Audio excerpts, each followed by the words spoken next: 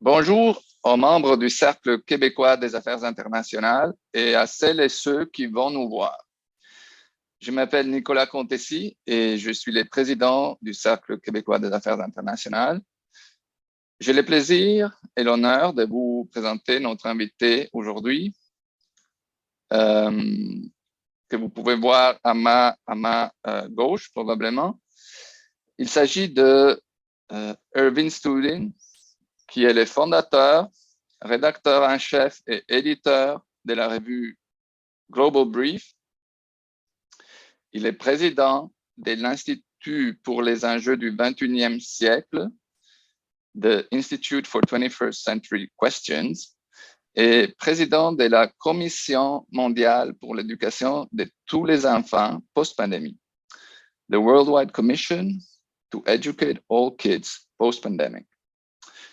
Il est notamment l'auteur de Canada Must Think for Itself, qui est disponible sur le site de globalbrief.ca et vous pouvez le trouver en ligne, en format électronique. Avec M. Studin, nous allons nous entretenir autour de la question le Canada dans un monde qui change. Je cède la parole à M. Studin. Et bonne écoute. Je suis là. C'est un grand honneur de pouvoir vous parler aujourd'hui des grands enjeux pour le Canada dans l'après-pandémie et des conflits internationaux. Alors, je vais parler pendant une vingtaine de minutes, au maximum 25 minutes, et ensuite je serai content de prendre vos questions sur n'importe quel thème, qu'il soit national ou international. Quelques petits détails supplémentaires sur moi-même. Je préside the Institute for 21st Century Questions. On traite de grandes questions, de grands enjeux nationaux, tout comme internationaux, à savoir la question du Québec, la question des Autochtones, l'Arctique, dont je vais parler dans mes propos, le conflit entre la Russie et l'Occident, les conflits proche-orientaux, l'Asie, la sécurité asiatique et la proposition d'une augmentation démographique du Canada, grosso modo, dont je traiterai aussi dans mes propos. Bon, d'habitude, je n'ai pas une prédilection pour le fichier PowerPoint, mais je vais m'en servir pour ce petit exposé afin de pouvoir éclairer mes pensées qui dérivent un peu de mon nouveau bouquin, Canada Must Think It for Itself.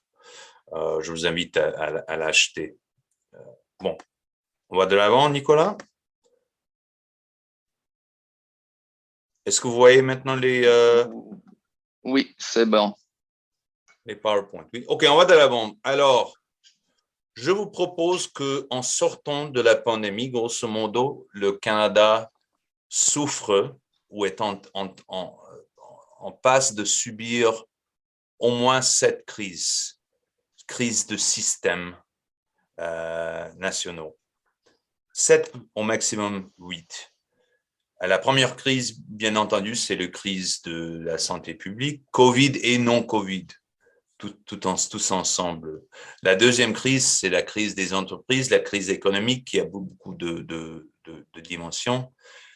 La plus grande crise d'après moi, et c'est une crise qui me préoccupe sur le plan global, c'est la crise de l'éducation pour les jeunes, c'est-à-dire un écroulement total des fondements des systèmes éducatifs dans plusieurs provinces au Canada qui ont su effectivement exiler plusieurs jeunes de toute éducation, c'est-à-dire une condition Oliver Twist quasi médiévale et à l'échelle globale, on connaît au moins 200 000 jeunes qui sont sans éducation à l'heure actuelle, qui étaient dans des écoles traditionnelles il n'y a que 2 ans.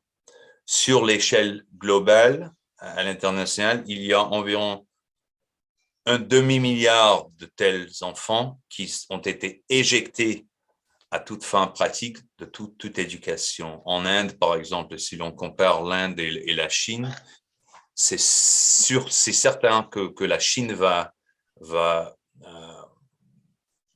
gagner au moins la moitié de ce siècle en raison de la stabilité générale de son système éducatif par rapport à l'Inde ou même au Pakistan, au Népal, qui ont subi un écroulement biblique de leur système éducatif. Alors, on parle de environ 200 millions de jeunes qui ont été éjectés de toute éducation en Inde, peu importe la qualité,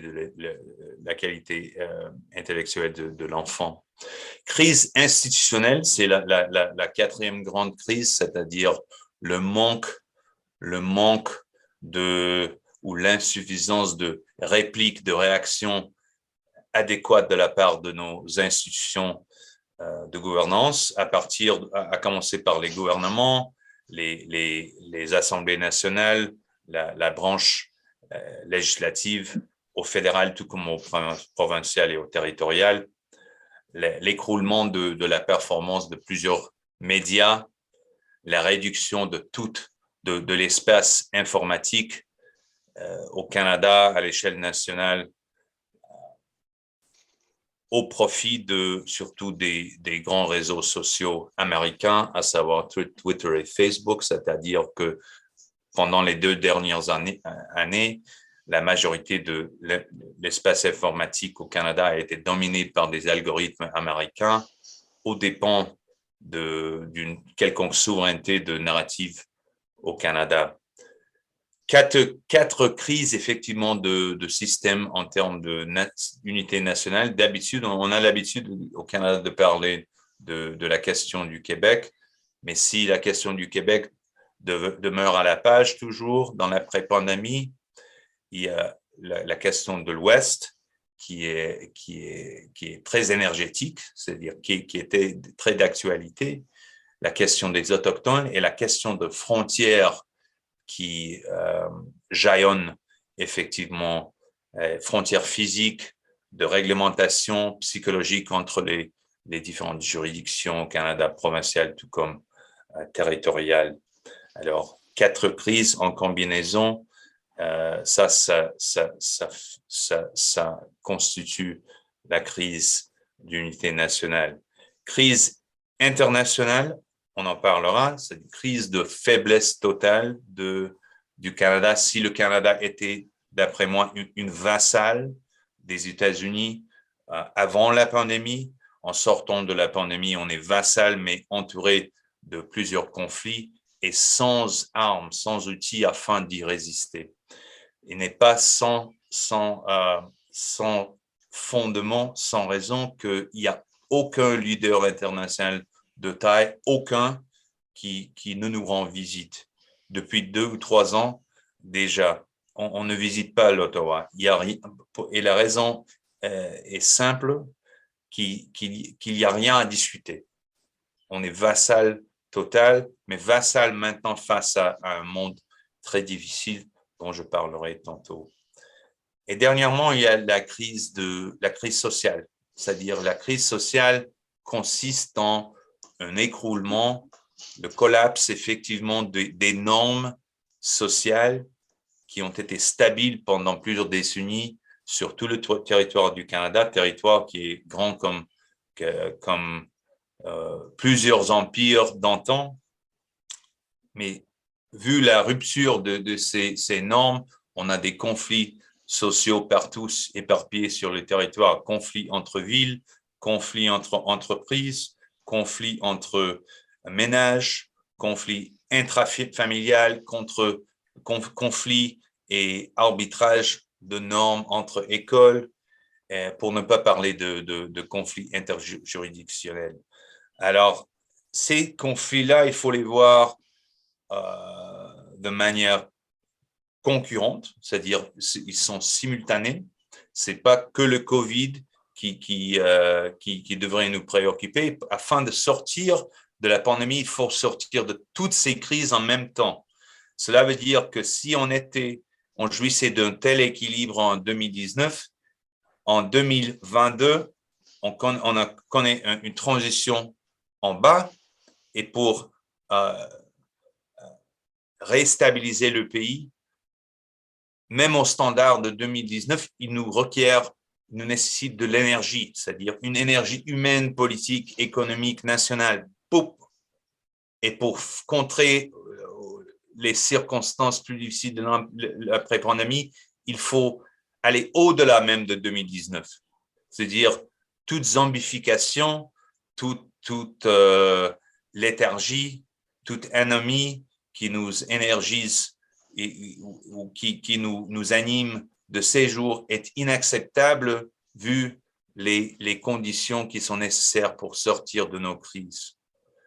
Pour l'instant, je ne le vois pas. On est en train de légitimer un équilibre inférieur sur tous ces systèmes vis-à-vis de 2019 pour un monde qui requiert un équilibre supérieur. Alors, we have a problem. Cette justification a plusieurs manifestations sur Twitter, dans la rhétorique politique, une sentimentalité excessive, mais afin de faire monter l'équilibre, il nous faut travailler. Il faut travailler, il faut réfléchir, il faut connaître ces circonstances. Alors, moi, là, je dépeins un peu les circonstances effectivement domestiques du pays en sortant de la pandémie. Là, je vais traiter un peu de l'international, mais il faut voir l'international et l'international comme connectés, intimement, deux faces du même enjeu. Alors, deuxième page. Cette carte-là, pour l'instant, vous la connaissez, oui, c'est notre pays. Grand comme, je le répète, l'ancien empire romain, ottoman et persique, tout combiné. Voilà le territoire du Canada. Vous n'avez qu'à faire les maths, le calcul. Vous allez vous rendre compte que l'empire romain, persique et ottoman, tous combinés, font le Canada d'aujourd'hui. Alors, c'est un pays continental, un pays effectivement impérial, mais sans mentalité d'empire, dont on parlera tantôt. Vous n'avez jamais répété le mythe qu'on se raconte que le Canada s'avère un petit pays. On est trop petit, on est petit dans le cerveau. Mais là, le monde d'aujourd'hui nécessite une expansion de la mentalité qui s'avère proportionnée à nos circonstances, intérieures et extérieures. Là, alors, si l'on fait abstraction de cette carte du Canada, on arrive à un rectangle, un carré.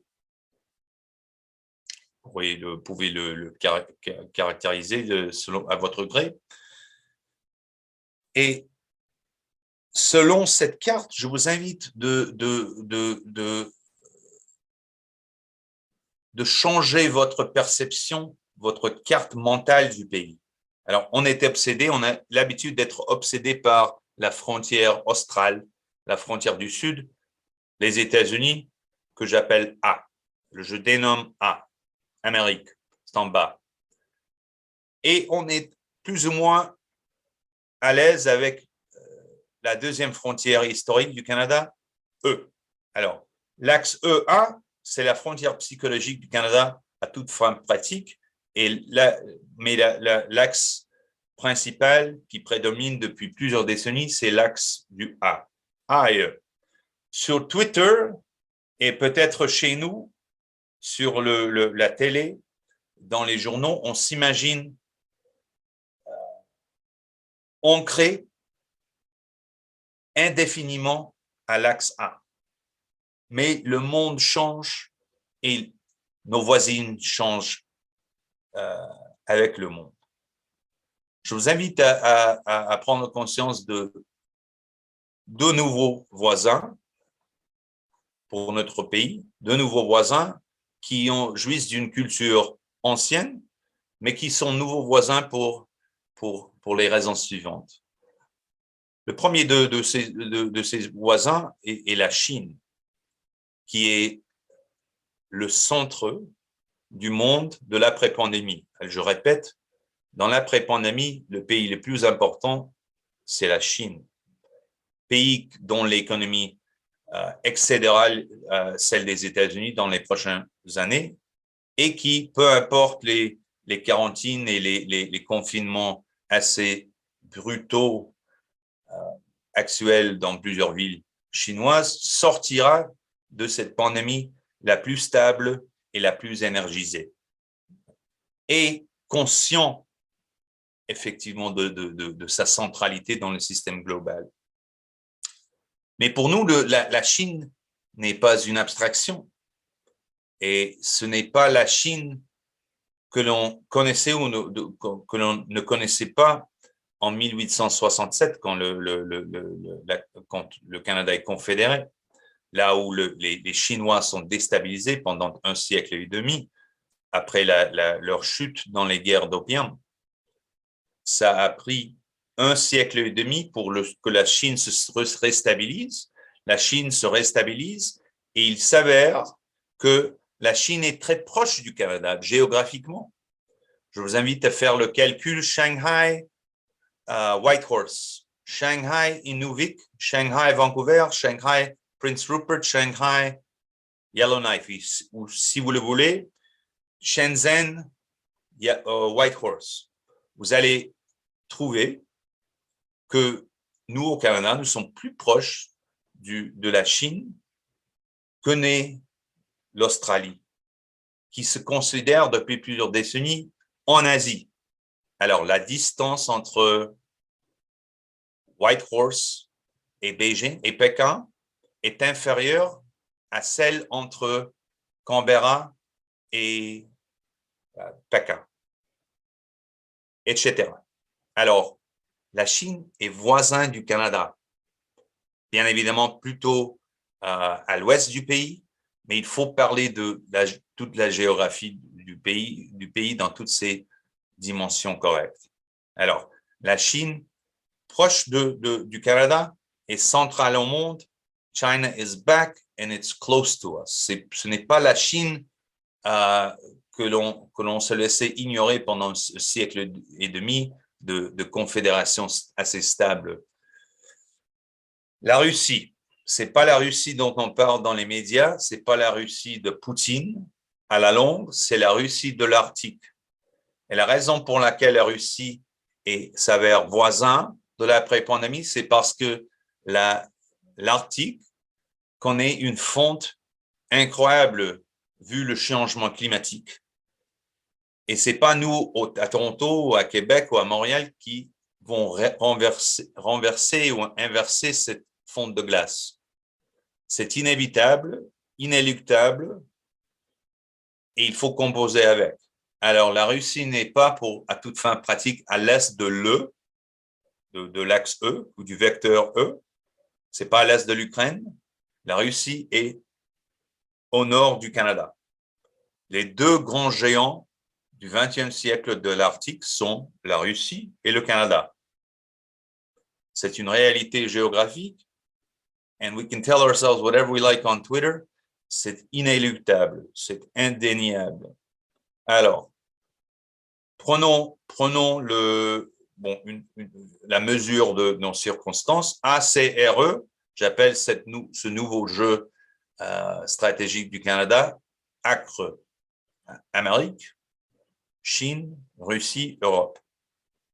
Tous ces pays sont effectivement des puissances, des grandes puissances, entre guillemets, des puissances nucléaires, des anciennes cultures, quoique de nouveaux États. La Russie est un nouveau. Et il faut l'accentuer, ce sont des pays qui sont, en sortant de la pandémie, plus énergétiques que nous-mêmes.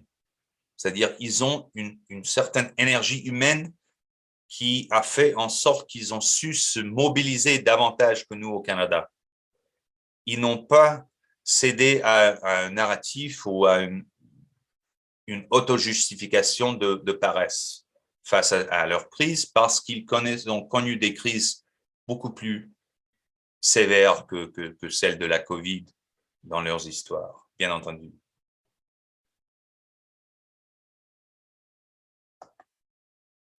Alors, là, je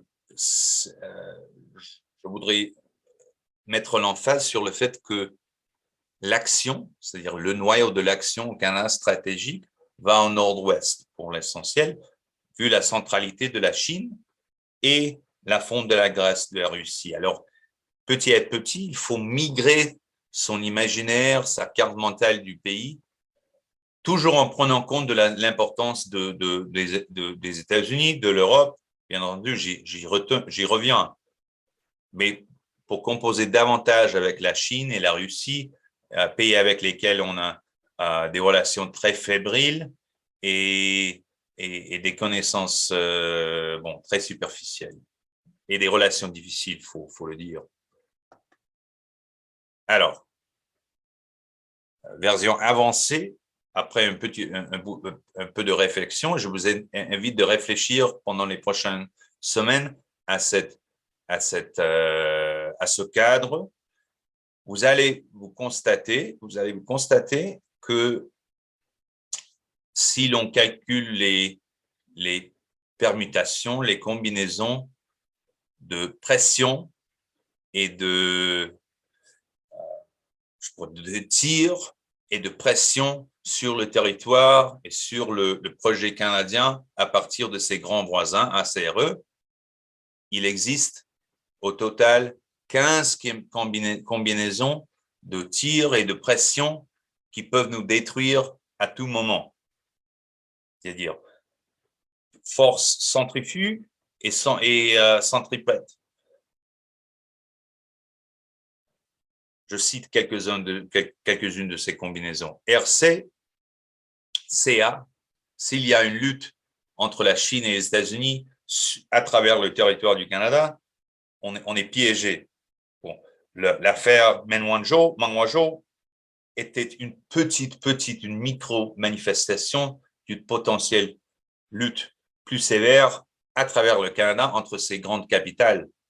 CA, ce n'est qu'une seule combinaison. On imagine ARA, peut-être en Arctique, ou CR, combinaison que l'on ignore totalement au Canada. Je vous invite à me faire part du grand expert au Canada dans la relation russo-chinoise. Elle n'existe pas. Il n'y a pas d'expertise.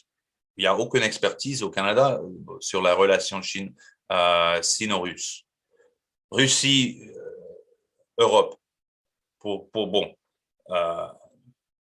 sans insertion de la question ukrainienne, dont je traiterai plus tard, qui au Canada traite de la relation russo-européenne, qui pourrait passer par notre territoire. États-Unis, Europe, bien entendu, davantage. Chine, Europe, personne.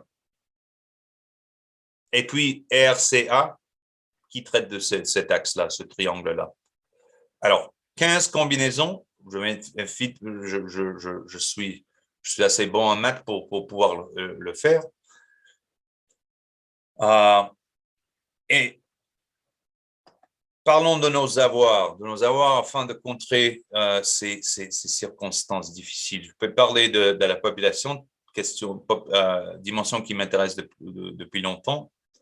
Si l'on parle de la population, la répartition de la population canadienne sur le territoire de façon verticale, la majorité de la population, la grande majorité, évidemment, habite l'axe A.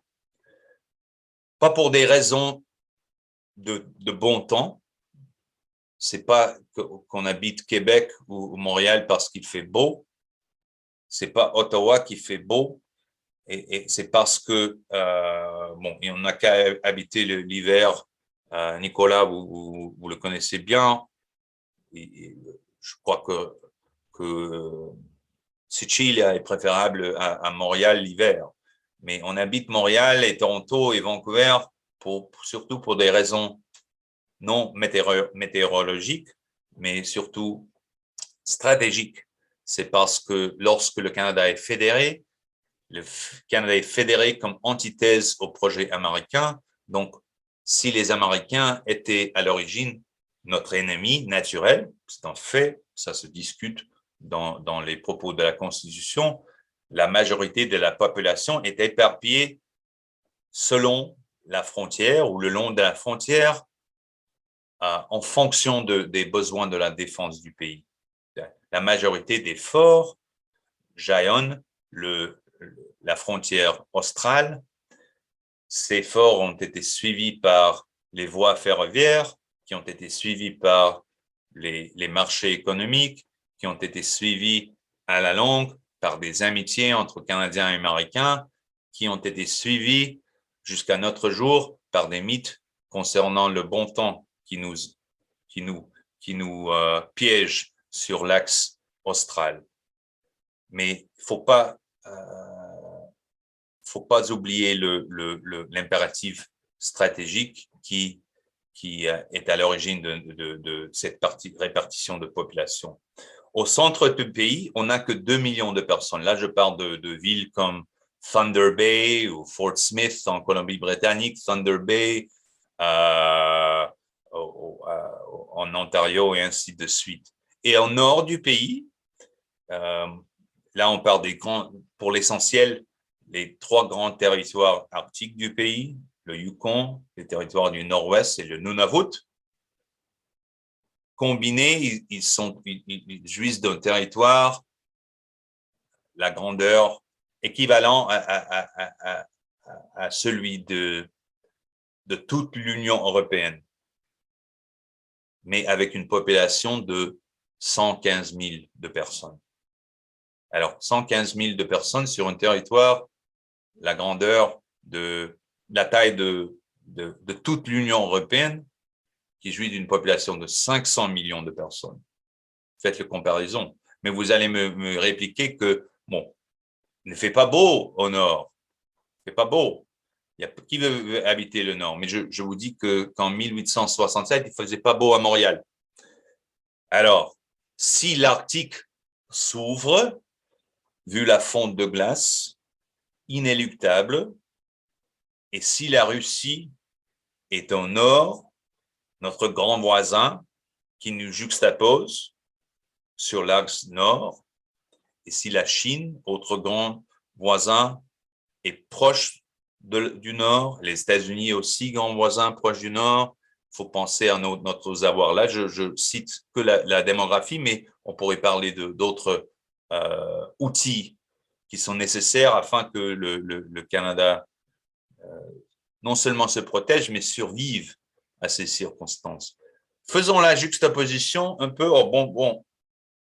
J'ai négligé de dire que 115 millions, c'est effectivement la taille de la population de Trois-Rivières, si je n'ai pas tort, ou Ajax en Ontario. Alors, petite ville. La Russie, si l'on juxtapose la Russie de leur côté, ils ont environ 150 millions de personnes. On verra après cette guerre-ci s'ils jouissent de la même population ou si leurs frontières vont changer. Mais de leur côté, ils ont 100 millions de personnes, désolé, c'est en anglais, 100 millions de personnes sur leur axe européen, c'est-à-dire à leur sud, 40 millions de personnes là où se trouve Thunder Bay ou Fort Smith, et 2 millions de personnes qui se juxtaposent avec nos 115 000 de personnes. Alors, leur avoir, là, qui vont de concert avec beaucoup de bases militaires, beaucoup d'intérêts politiques, beaucoup d'activités économiques, des universités, etc., leur juxtaposition est supérieure à la nôtre en termes stratégiques. Bon, je vais être un peu contre-intuitif, d'après mon habitude, afin de vous proposer une sortie plus élégante que celle de la guerre ou de la fortification de toutes nos frontières. recette qui risque de nous appauvrir énormément. Et j'insiste que les options, c'est-à-dire le choix du Canada sur le plan stratégique en sortant de cette pandémie est diadique, est binaire. Il n'y a que deux options. La première option, c'est une vassalisation supérieure, c'est-à-dire une vassalisation accrue. On devient de plus en plus vassal face aux États-Unis afin de se protéger, de nous protéger, de se protéger, et afin de réaliser certains intérêts nationaux de base.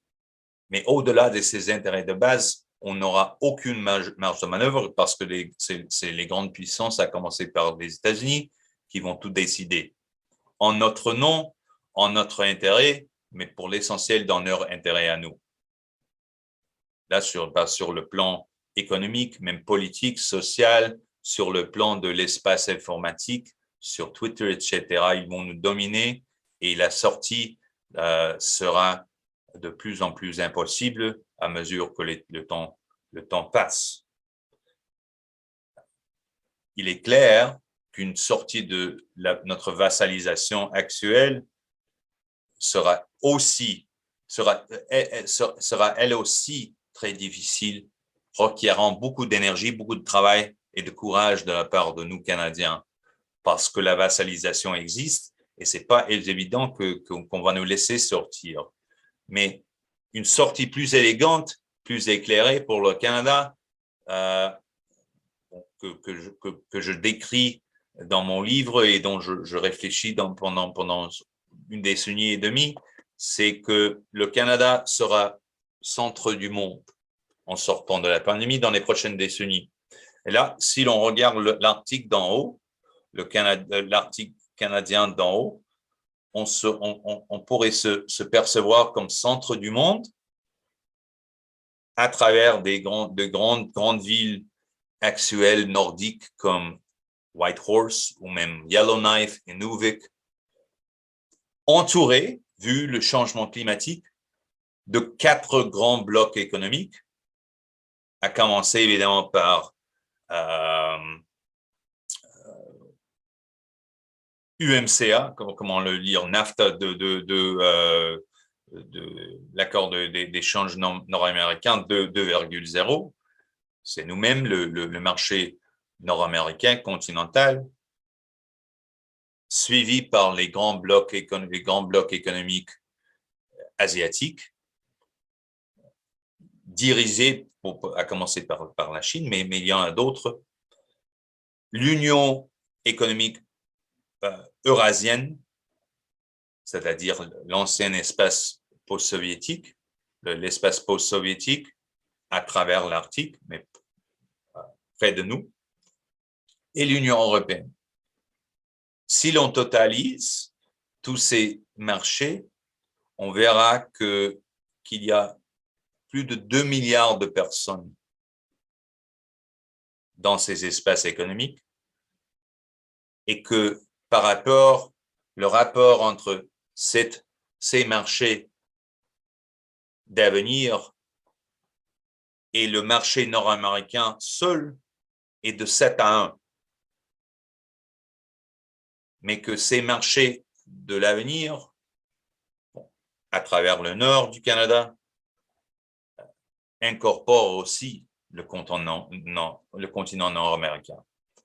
Alors, je vous invite à imaginer un avenir où l'on grandit, l'on augmente les populations, les avoirs démographiques et physiques et stratégiques et militaires et scientifiques, universitaires de certaines grandes villes nordiques au Canada, et que au jour le jour, il y a non pas des navires qui croisent le passage du nord-ouest, mais plutôt des vols. Vous pourriez prendre des vols de quelques heures entre le nord du Canada et la Chine, le nord du Canada et la Russie, le nord du Canada, bon, vous pouvez aller prendre un vol Yellowknife Saint-Pétersbourg, Saint-Pétersbourg, un vol Inuvik Oslo, un vol Whitehorse Shenzhen, ou bien un vol entre Iqaluit et Chicago. Ça c'est une vision qui se différencie de celle des navires qui traversent des pôles gelés pour l'essentiel. C'est plus attrayant pour un auditoire au sud du Canada. Ça aussi, c'est un projet de paix. C'est-à-dire, si l'on réussit à souder tous ces marchés, tous ces axes, tous ces continents autour d'un cadre qui est créé par nous-mêmes au Canada, je l'appelle par exemple un Ligue Arctique. Ça, non seulement ça nous laisserait sortir de notre vassalisation, parce que c'est nous qui allons construire ce cadre, mais ça fera en sorte qu'il y a un projet de paix au nord, là où à l'heure actuelle, en Europe et en Asie, il y a des tensions, je les sous-estime évidemment, qui risquent de s'exploser en vraie guerre à notre dépens, aux dépens de notre existence. Mais au nord du pays, il y a tout potentiel de souder ces continents qui se connaissent très peu et qui demandent des institutions modernes dans un grand projet de paix. Un grand projet de paix pour le 21e siècle en sortant de la pandémie. Pour ne pas parler de la richesse de cette proposition. Alors, c'est pour réflexion et ça, c'est qu'une petite dimension des questions que je soulève dans mon nouveau bouquin. Merci de votre attention.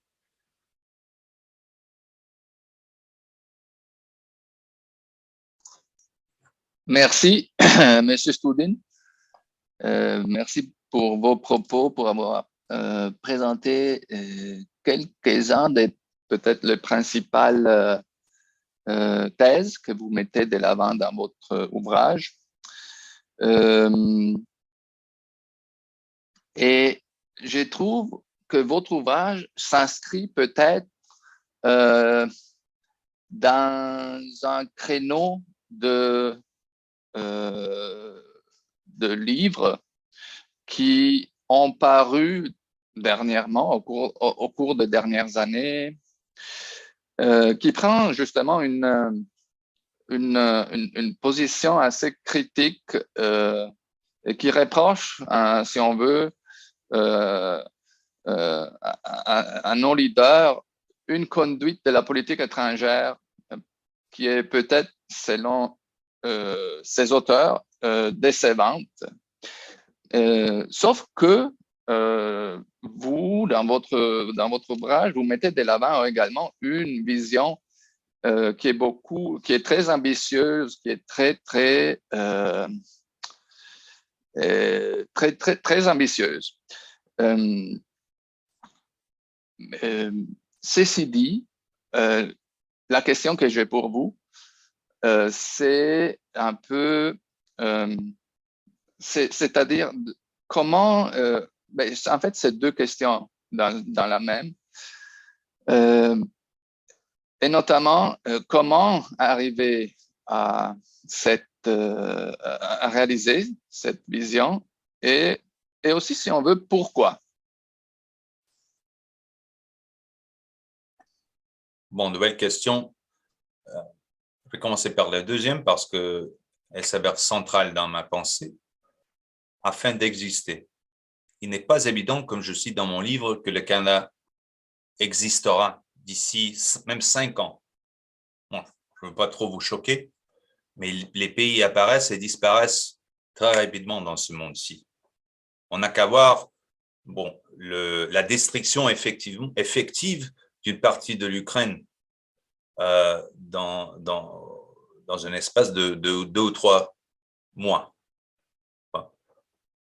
Quel que soit le look de l'Ukraine de l'après-guerre, il sera différent de celui de l'avant-guerre. Et on n'a qu'à remonter 30 ans dans l'histoire pour voir que l'Ukraine des années 90, du dernier siècle, était différente de l'Ukraine actuelle.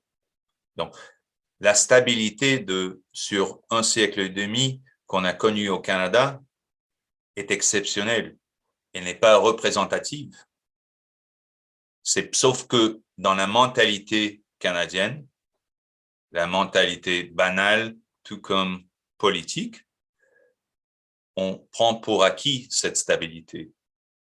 Peut-être pas en sortant de la pandémie qui nous a choqués, mais c'est la programmation de l'anticipation de stabilité est très profonde au Canada. On anticipe que demain sera comme aujourd'hui, qui est comme hier. C'est différent de la mentalité européenne où on a connu des chocs plus récents. Et différent à la mentalité post-soviétique, encore plus, où l'on anticipe des chocs.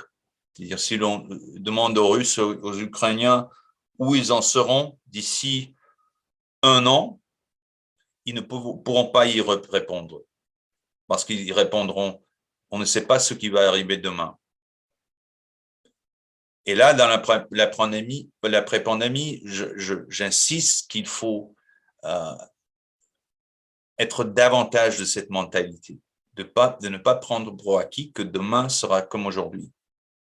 D'ailleurs, si demain sera comme aujourd'hui, on va s'écrouler certainement, parce que je reviens à cette baisse de niveau dans les différents systèmes, baisse qu'il faudra renverser dans les prochains mois et années afin de retrouver même la qualité de vie de 2019. Alors, question d'existence. Je suis pour l'existence du Canada indéfiniment. Mais là où je la prendrai pour acquis, prenez pour acquis, même dans les années formatives de ma carrière, j'insiste qu'il faut travailler. Mais il faut travailler avec réflexion. On ne peut pas dire qu'on travaille beaucoup sans avoir une théorie de l'avenir. Cette théorie de l'avenir demande une réflexion plus accrue, plus profonde. On n'a pas l'habitude de réfléchir dans ces termes-là parce qu'on n'en avait pas besoin. Tout était stable, tout était automatique dans l'appareil canadien. Et là, ça a été ébranlé. On réalise, je crois, petit à petit, qu'il faut penser davantage. Et là, je propose une méthode de réfléchir à nos circonstances. Quant à l'ambition, oui, c'est ambitieux, c'est évidemment. Je suis ambitieux pour le Canada. Je l'étais toujours, tandis qu'avant la pandémie, comme disait mon père, il fallait inventer des problèmes au Canada afin de proposer une ambition. Vous allez être ambitieux pour des problèmes qui n'existent pas. Mais là, il faut cerner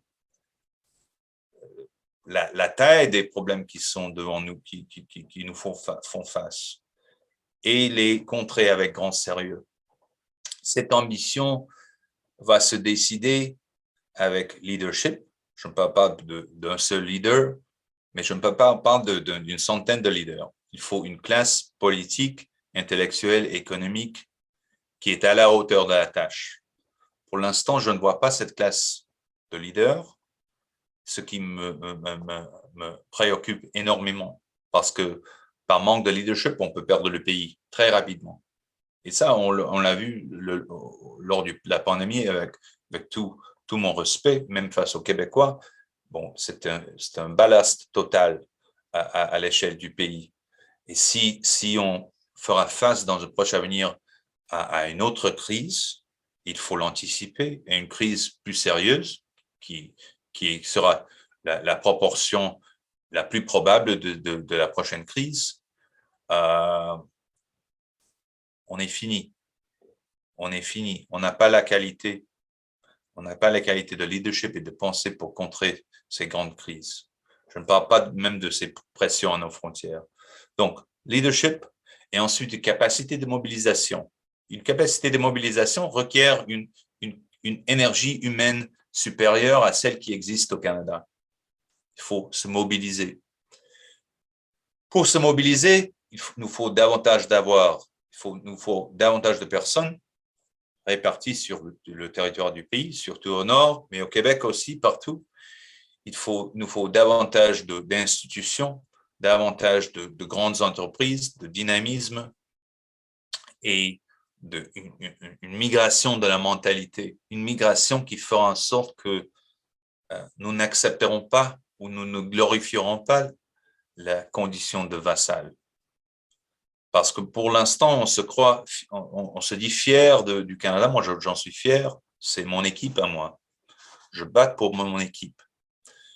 Mais je suis très conscient de ma fierté de la condition de vassalisation. Mais j'en serais plus fier sans être un vassal. Alors, mais pour sortir de cette vassalisation, le parcours sera peut-être pénible et nécessitera beaucoup de travail. À la longue, beaucoup de batailles aussi. D'accord. Donc, c'est sûr que c'est un défi multidimensionnel, probablement. On peut résumer peut-être comme ça l'idée à la base, j'imagine. Et en fait, de ce point de vue, il y a peut-être aussi à considérer un facteur ultérieur qui est probablement ce qui est en train de se passer à niveau international, dans le système international. Les changements qui est en train d'arriver. On a nommé déjà, en fait, vous avez nommé le conflit en Ukraine, qui évidemment est un symptôme important pourtant de tendance qui s'est dessinée depuis des années déjà, probablement. Et en plus, on est en train, là maintenant, on écoute à peu près à tous les 2, 3, 4 jours de leaders quand même importants, de leaders du secteur privé, du secteur public, qui nous disent que la mondialisation telle qu'on l'a connue, elle aussi est en train de s'effondrer, puis que le terrain de jeu, justement, sera très, très différent dans les futurs. Alors, comment cela, comment vous voyez en fait les changements qui se dessinent autour de nous et comment cela pourrait affecter le Canada ou vont affecter le Canada? Bon, c'est une question très large et je la traite en détail dans le livre. Je cite 10 grandes conséquences de la pandémie pour nous au Canada et pour le système international. Et en détail, je tiens à écrire sur les conséquences de la pandémie pour le monde dans mon prochain livre, Consequences of the Pandemic. Alors, ça arrive après que vous aurez lu ce livre-ci. Faites-moi parvenir en courriel, je vous enverrai le deuxième livre sur lequel je suis en train de travailler. Mais 10 grandes conséquences, on pourrait les énumérer, par exemple la nouvelle centralité de la Chine, mais en même temps, le fait qu'il y a trois grandes puissances dans cette déglobalisation, c'est-à-dire fin de l'ère de globalisation de l'après-guerre froide. Il y a toujours des cycles, des ères de globalisation dans l'histoire humaine, mais on n'a jamais cru qu'on pourrait voir le terme d'un cycle en pleine vie. C'est-à-dire, on imaginait une stabilité indéfinie. Mais la rupture a été brutale, je ne dirais pas totale, et brusque. Et là, il faudra réinventer les termes d'une globalisation de l'après-pandémie. C'est à inventer. Là, au centre de cette globalisation sera la Chine. La Russie, les États-Unis et la Chine auront droit de veto sur le look, les processus, grosso modo les termes de cette globalisation dans la majorité des institutions et processus. Mais ils ne pourront aucune de ces grandes puissances ne sera en mesure de garantir la stabilité de ceux-ci ou de contrôler ces processus de globalisation. À la différence de la globalisation de l'après-guerre froide où pendant une décennie et demie, les États-Unis avaient un quasi-monopole. Alors, ils ont droit de veto, mais pas une capacité de contrôle ou de garantie.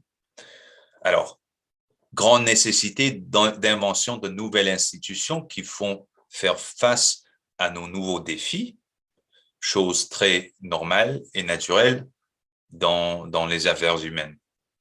C'est la raison pour laquelle je propose ces institutions pan-nordiques, vu le changement climatique, vu les clashs entre les blocs économiques, clashs qui pourraient se manifester d'ici peu en guerre totale. On veut éviter. Là, pour mes amis québécois, surtout, quand je parle de changement climatique, je ne parle pas de changement climatique dans les termes dont on le traite dans les tweets. C'est-à-dire qu'on va renverser le changement climatique afin de mettre terme à tous les conflits du monde à partir de Montréal, Québec, Ottawa et Toronto. C'est pas nous qui contrôle ce processus-là. Il faut composer avec la réalité. C'est la réalité qu'il y a fonte de glace au nord. C'est pas le Twitter qui va renverser le cours des choses. Alors, ce sont des enjeux très sérieux. On est entouré de puissances très sérieuses. Il faut composer avec sans idéologie, sans dogme. Moi, je suis contre l'idéologie et les dogmes. Je suis très pragmatique, quoique imaginatif.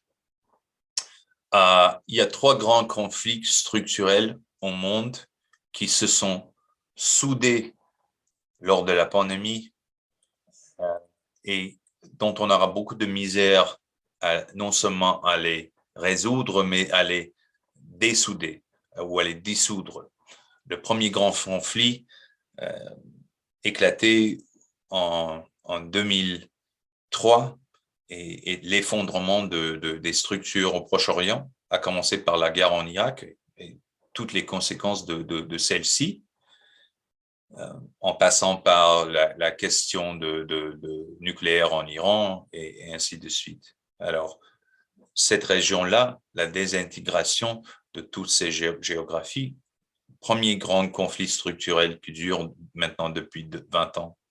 Deuxième grand conflit, c'est le bras de fer entre les États-Unis et la Chine, ou l'Occident et la Chine, qui est déclenché pour l'essentiel avec l'administration Trump, et non pas avant. Parce qu'on n'a qu'à revenir à l'époque Obama pour voir qu'on ne parlait pas autant de Chine lors du régime Obama qu'on en parle aujourd'hui, et on n'avait pas cette intensité d'aversion, je dirais même d'ennemité vis-à-vis de Pékin qu'on en a aujourd'hui. C'est en raison du pivot américain contre la Chine, qui fait en sorte que la Chine, avant l'éclatement de la guerre en Ukraine, était l'ennemi numéro 1 pour les États-Unis, ou l'adversaire. Et le troisième conflit, en passant, c'est sans être vassal, il faut se rendre compte de la mesure dans laquelle le Canada, du moins psychologiquement, est emporté par ce conflit sino-américain contre, de temps à autre, ses propres intérêts et sa propre géographie ou sa propre mesure des choses. Troisième conflit, bien évidemment, c'est le conflit entre la Russie et l'Ouest, la Russie et l'Occident. Conflit qui éclate en 2014 avec le renversement du gouvernement Yanukovych en Ukraine, l'annexion de la Crimée et la guerre au Donbass.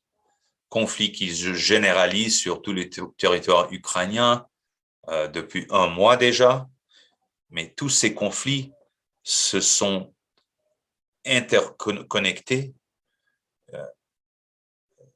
pendant la pandémie.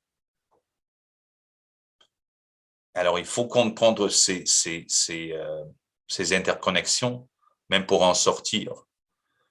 Mais il faut toujours cerner le complexe des choses. Et là, il faut aussi situer le Canada stratégiquement, comment s'en sortir. Je pourrais parler davantage la venue, la nouvelle proéminence de la classe scientifique, chose importante, le pivot vers l'électronique aux dépens de la physique, l'importance non seulement des réseaux sociaux dont on parle, dont on s'obsède, mais de ce que j'appelle l'espace informatique, le contrôle de l'espace informatique, comment l'on se parle au Canada, les termes selon lesquels on se parle au Canada. Si l'on ne les contrôle pas, qui s'avère le cas d'après moi, on est vassalisé intellectuellement aussi, ou subordonné dans l'espace informatique de puissances étrangères, à commencer par la puissance américaine. En passant, quand l'on parle de ce cadre ACRE, moi qui admire les États-Unis, je suis admirateur des États-Unis, de leur brillance, de leur énergie, de leur réussite, mais sur le plan stratégique, je suis tout à fait neutre face aux États-Unis. Ce n'est qu'un pays étranger. Et de temps à autre, ils sont nos amis, de temps à autre adversaires. Et dans d'autres circonstances, il nous faudra instrumentaliser les États-Unis afin de réaliser nos propres intérêts. C'est-à-dire, we will use them as we must. OK. Et oui, mais en fait, alors, j'ai une question pour vous, en fait, au sujet du contrôle de médias sociaux, médias, etc. Dans le sens que le contrôle en tant que tel, est-ce que c'est ça qui va vraiment pouvoir faire une différence, ou ce n'est pas peut-être plutôt les principes sous-jacents au contrôle?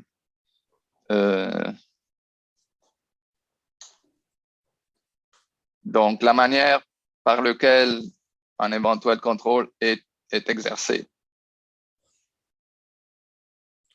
Parce que dans le sens que, je veux dire, on peut arriver au même résultat même si les contrôles étaient exercés au niveau du Canada. Donc, moi, ce que je propose dans le livre, c'est trois axes de débat sur ce que j'appelle, ce que je dénomme l'espace informatique. Dire là où se passe sur le plan et virtuel et géographique l'échange de données, de faits, d'informations, d'avis au Canada. La raison pour laquelle je m'intéresse à l'informatique, c'est que en gouvernance, démocratique ou non démocratique, mais surtout en démocratie, il faut avoir des données de la population. D'abord, il faut pouvoir entendre sa population afin de pouvoir non seulement connaître la réalité des choses sur le terrain, mais afin de pouvoir corriger les grandes erreurs de politique et d'administration. Faute de quelles, on risque de commettre des fautes existentielles qui mettent en péril l'existence même du pays. Alors, ce que on appelle en anglais feedback mechanism, feedback loops.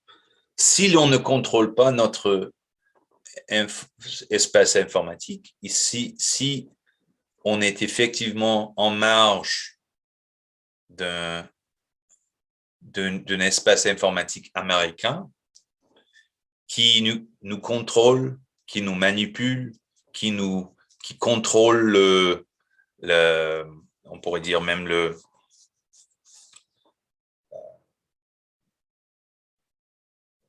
vocabulaire dont on se sert, les sujets qui nous intéressent, le rythme de nos échanges et même le blocus de ces échanges.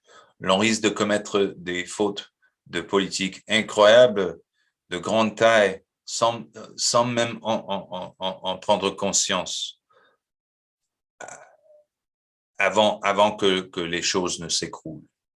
Alors, dans mon livre, je propose 3 axes de réglementation vis-à-vis desquels il ne faut pas être dogmatique.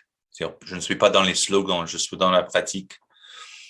Il y a le premier axe de